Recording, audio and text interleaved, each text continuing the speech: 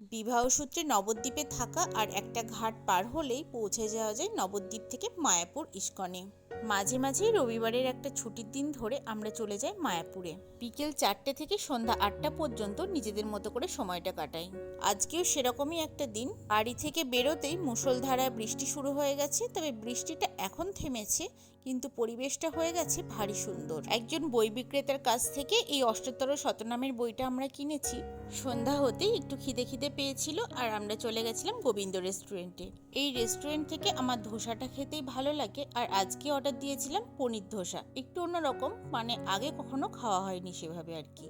ধোসার ভিতরে গ্রেট করা পনিরে ভরপুর আর খেতে বেশ লাগলো। সাথে করে দিয়েছিল নারকেলের চাটনি আর সাম্বার ডাল। ধোসাটা খেতে তো অবশ্যই ভালো ছিল, তবে গোটা ট্রেটা চলে গেছিল শ্রীহানবাবুর অধীনে, আর তার হাত থেকে চামচ পাওয়াই তো মুশকিল।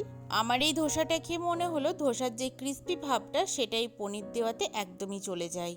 ধোসাটা পুরো নরম নরম হয়ে গেছিল, শুধুমাত্র পনিরের টেস্টটাই পাওয়া যাচ্ছিল। ভেবেছিলাম একটা মশলা ধোসা অর্ডার দেওয়া যাক, কিন্তু ধোসা থেকে পুরো বেরিয়ে গেলাম আর অর্ডার দিলাম নবরত্ন কোরমা আর বাটার নান। বাটার নান তো আমাদের বরাবরই পছন্দের খাবার, তবে এই নবরত্ন কোরমাটা ছিল একটু মিষ্টি মিষ্টি।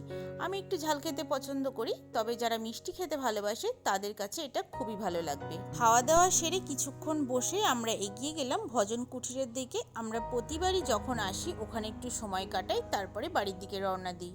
মোটামুটি 8টা তো বেজেই গেছে, এবার বাড়ি ফেরা যাক। আর এই মায়াপুরের বড় ভিডিও আমার চ্যানেলে আপলোড করা আছে, চাইলে চেক করে নিতে পারেন। ভিডিওটা ভালো লাগলে অবশ্যই একটা লাইক করবেন।